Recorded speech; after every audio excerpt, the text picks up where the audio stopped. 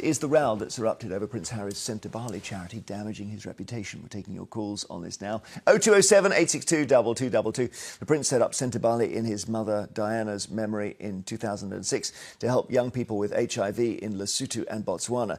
He quit as a patron of the charity on Tuesday last week, and you want to hear these words. It's quite extraordinary.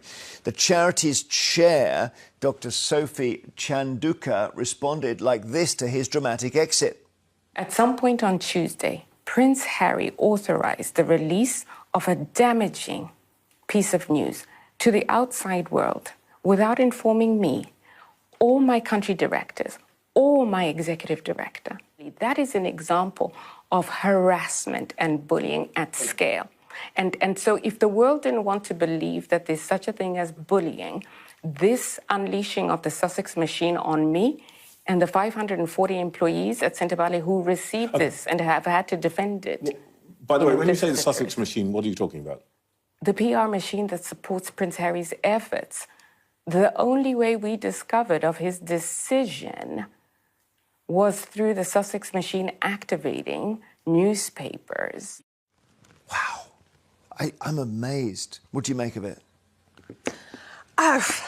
I think everyone so far has come out of this looking worse than they did before. Her as well? Yeah, I don't think it's honest. great. If you look at what the other trustees have said, they were completely unaware of the supposed bullying. Who knows what the truth is? I think spilling your guts in public in this way is never very appealing. So I don't think she looks great for it. She comes across as a very reasonable, very intelligent woman. But I don't think washing your laundry in public is ever a great thing. There's also a court case going on, so who knows where that will end up, but the truth will out. What do you think, Jonathan? Well, you know something, I just find it, Prince Harry and all of it, I just find it so boring. It's like, yet again, there's another sort of Prince Harry sort of controversy in the media, and everyone gets really excited about it. It's obviously on the front page of about 2 or 3 newspapers today. And I just think, like, who cares anymore? I mean, I'm just not into Prince Harry. He wanted privacy. I wish he'd keep it, because I am also so fed up of hearing about him. And it seems like he'd do anything for a headline until there's a headline he doesn't like, and then he'd do anything to quash it. Yeah. Yeah, so this is the chuckered under the bus by Harry. It's a reference to polo, and it's essentially what seems to have happened here is Harry resigned because there was all these ructions, and the resignation threw shade on the woman we've just seen, who felt that her nose was out of joint. So she then gives this all-revealing interview, which then is basically a full frontal attack on him. And it's ugly, and we can agree on that. You know, you do not want a charity. I wouldn't think anyone would ever give any money to it. Again, it's the end of the charity, isn't it, really? It sort of must be. But one of her complaints is that by him storming off from the UK in a strop to go to America, massively hurt their fundraising ability. And in the end, I mean, look, you know, we don't really know whose version of events to believe, but in the end, this is a charity working with people in parts of Africa who are living with HIV and AIDS. It's presumably doing really, really important work, and it's such a shame for that group of people they work with, but that this charity is probably going to go down the drain. Joining us now is lawyer and friend of the show, Paula Rowan-Adrian. Paula, do you think Prince Harry can weather this storm? I think he can weather this storm, and I think he should weather this storm. Whilst it's, of course, particularly unfortunate that these allegations are being made against him, we need to remember, of course, that the allegations are made not just against him, but against the other trustees and, of course, the other patron of this amazing charity, which is Prince Seeiso of Lesotho. Just to give you some background, Jeremy, this charity was, of course, set up not only in memory of Princess Diana and the work that she did in relation to people who were suffering with HIV and AIDS, but also in relation to Prince Seiso's mother. So this is a charity that goes to the very heart of these two men who wanted to do good for the children of Lesotho in particular. Do you think part of this then is to do with just Harry being magnetised in a way that seems to mean any story about Harry is a negative story? Absolutely. And that's what's so disappointing and frankly vulgar. What I don't want to do is in any way minimise or diminish what Dr. Chandulkar is suggesting has happened to her. We all know how hard it is for survivors of bullying, particularly in the workplace, to step forward and to raise their allegations, to raise their grievances. And so I don't want to in any way do that. But let's be frank, if you put Prince Harry on screen, if you put Prince Harry in print, it's going to attract attention. And unfortunately, it's very negative attention, which may then sway or unfairly or unduly sway people's decision about what could have happened in these circumstances. What do you think of that, Jonathan? Well, look, I mean, yes, but he courts controversy, doesn't he? He cannot help it. You know, the way in which the things he comes out with, the way in which he behaves. Look, I don't know which side of this argument to believe. I suspect it will all come out in the wash to a certain extent. But in the end, you know, as I just come back to this original point I made, I mean, how many more times are we going to have to hear about these ongoing soap drama of Prince Harry and Meghan and all the rest of it? Well, he's Diana's son. That makes him important, I guess. I mean, the chukkered headline here, just to explain it, is to do with the fact that there was a polo fundraiser that was organised by Centre Bali, at which Harry was supposed to basically front up as the founder. And then he seemed to get Netflix along, and then his wife shows up. And I mean, actually, Paula, that's pretty bad form, isn't it? Because once Meghan's there, it's not about Centre Bali anymore. Oh, goodness me, Jeremy. Even your comment, and then his wife shows up. I mean, come on, guys. When are we going to get over Meghan? It's his wife. It's fine for her to be at events like this. It's fine for her to support her husband. And I have to say, I did wonder, with a roll of my eyes, how long it was going to take for Meghan to be somehow embroiled in this. I mean, when the inevitable asteroid hits the planet, we know who's going to be to blame for that as well, don't we? Helen's in Middlesbrough. Helen, do you think this is bad news for Harry? No. Not being funny, but she said she has evidence. She's done at least 2 interviews. Why has she produced any of this evidence? Well, of bullying? Well, I think the evidence is all from the last 2 days, isn't it? It's the way that he announced he was leaving and didn't tell her. Well, so did the other co-founder. Why isn't she crying about him? Yeah.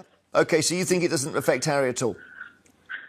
No, I don't think it doesn't affect Harry. I think that she used Harry's name instead of using everybody's because she knew it would gain traction. Yeah. OK, Helen, thank you. Patty in Ayrshire, do you think this is bad for Harry? No, I don't. And I agree with the lady that was on just now and your lawyer lady. I mean, it is all about, you know, you brought up Meghan. Nobody, you know, we don't bring Meghan up. We don't say, oh, she's supporting her husband. Nobody says, oh, you know, Catherine's supporting William. And the thing is, she actually sued the charity because she was asked to resign.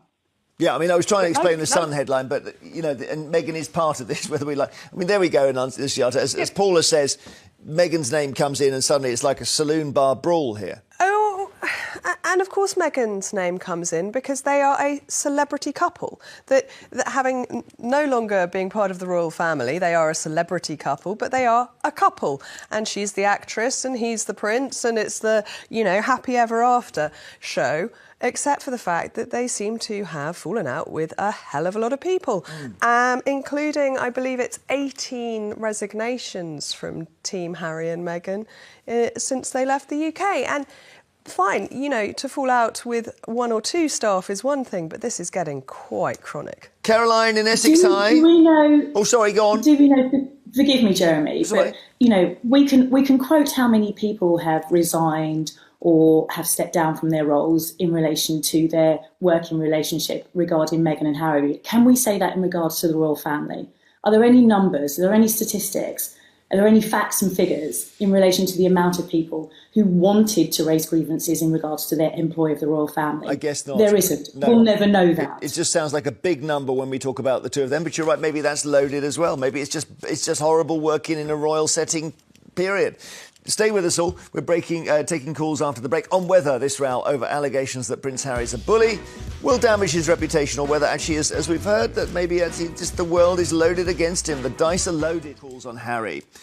and it's all kicked off at his charity, and whether there'll be people who say, well, if Harry's involved, it's always going to end in chaos, and other people say, well, he might be on the receiving end this time. So we'd love your thoughts on whether the allegations of bullying and harassment from the charity will damage him. The next caller is Caroline. Hi, Caroline. Sorry, we kept you waiting there, Caroline. How are you doing? It's not a problem. Good morning. Good morning, good morning. So what do you think?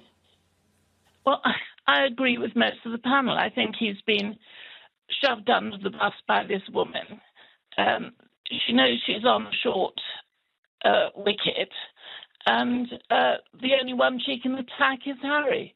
You know, as you said, 18 people before him had resigned, so that must say something. Hang on, I thought you were saying he'd been treated unfairly, and now you're saying actually he's got a litany of victims behind him. No, I think he's been treated desperately unfairly. Oh, OK. Why did all those people resign then?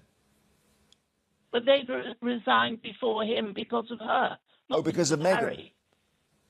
Oh. No, because of the lady who was in charge of the charity, their chairman. Well, yeah, I mean, they didn't all resign from that charity, but... Meghan.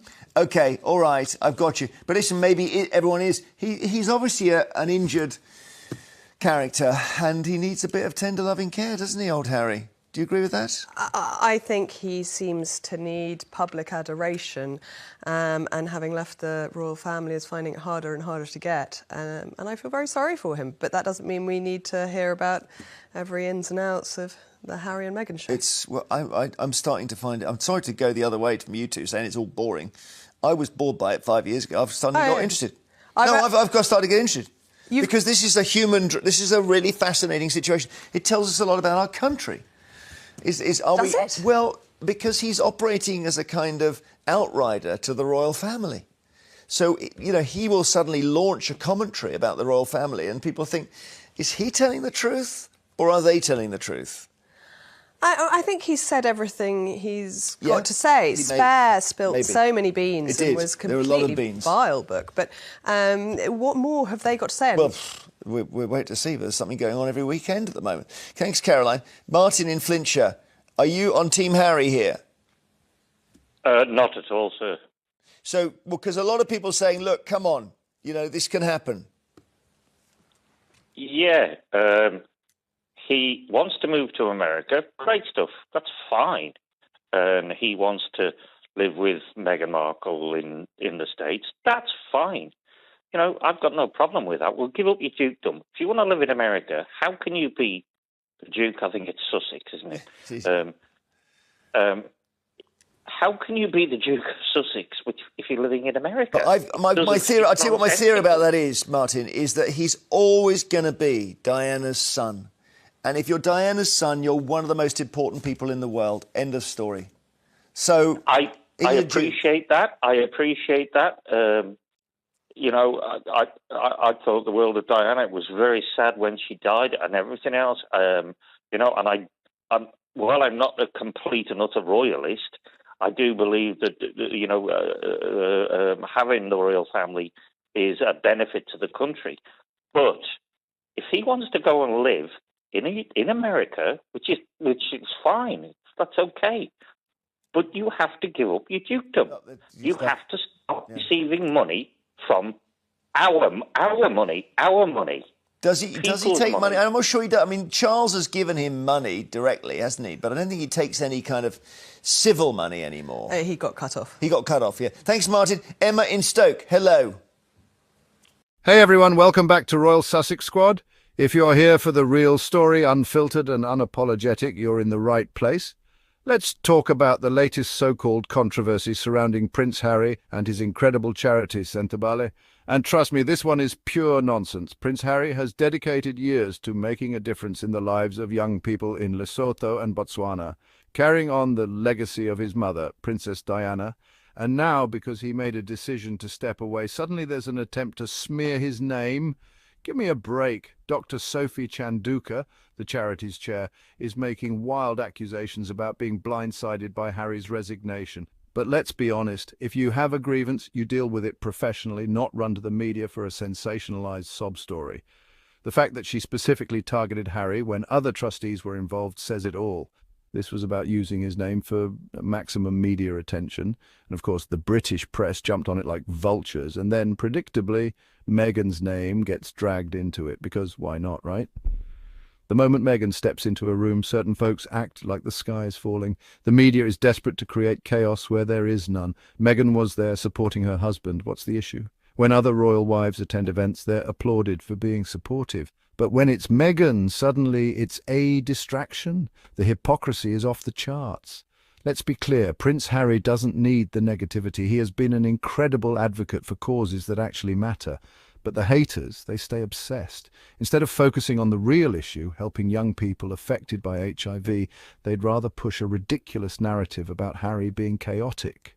Here's what we're not going to do: fall for these tired attacks. Harry and Meghan continue to move forward, making real impact, while the haters are stuck recycling the same bitter talking points. Stay mad because they're thriving. Before you go, make sure to hit that subscribe button and support this channel. And if you love what we do, consider dropping a super thanks to keep us bringing you the truth. I'll see you in the next one.